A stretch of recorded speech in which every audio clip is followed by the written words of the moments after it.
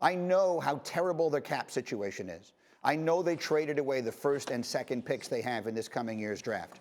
But the Houston Texans have Deshaun Watson, and no one else does. So to me, for that reason and that reason alone, the Texans have the most desirable coaching vacancy of any of the teams that are currently looking for head coaches. And that's where I would go if I were a coach with options. Because at the end of the day, Deshaun Watson is a superstar quarterback, and that's the hardest thing in the world to find.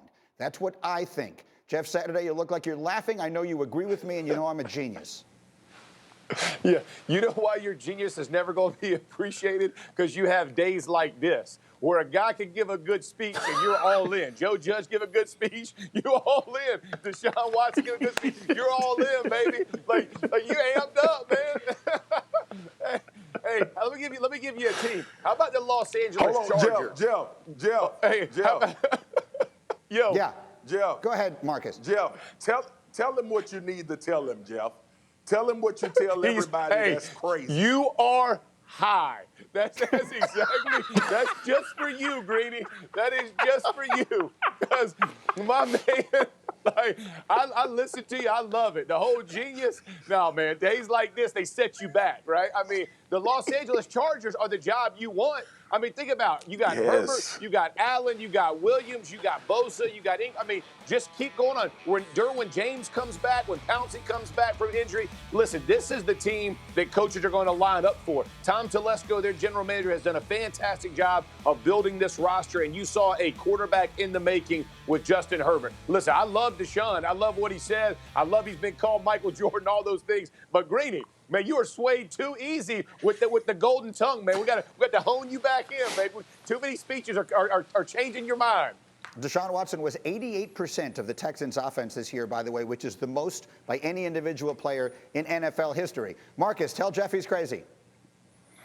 I'm not going to tell Jeff he's crazy. I'm going to agree with Jeff, obviously, because he already told you. You way up there in the clouds, G. It's the Chargers for me as well. And it's a lot of things that Jeff said, but even this. Look, this is the cast no aspersions on Deshaun Watson. We all know Deshaun Watson is that dude, like top 5 quarterback in the league, top 3. You could argue he's in the top 2 this year outside of Mahomes and Aaron Rodgers and the numbers they putting up. But if you look at Deshaun Watson, he right there except for touchdowns.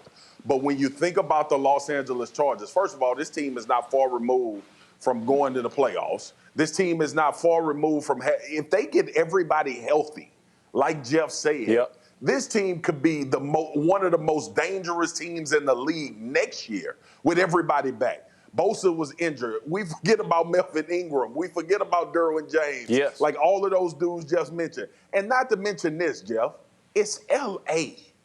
It is L.A. Like, it is the opportunity to go to L.A., coach for the Chargers, win games, have a lot of success with a young nucleus that you have, and you can win for a long time. So it's even trajectory going forward, this team can be good for a long time.